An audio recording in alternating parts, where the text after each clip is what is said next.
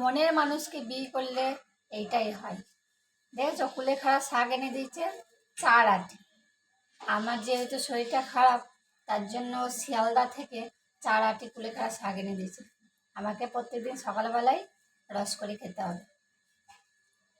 চলো দেখতে থাকো। এবারে একটা একটা করে এইভাবে ছাড়িয়ে নিলাম পাতাগুলোকে।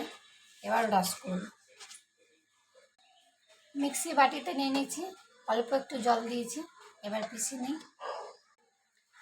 যাদের মিক্সি নেই তারা শিলে থেতো করে নিতে পারে। থেতো করে রসটা চেপে ছাকনাতে ছেঁকে নেবে। আমি তো এই ছাকনাতে ছেঁকে নিয়ে এসেছি, 1/2 কাপ মতো হয়েছে।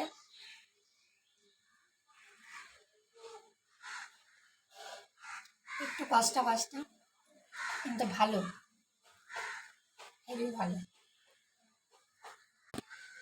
এবং শুধু খাওয়াটাই বেটার।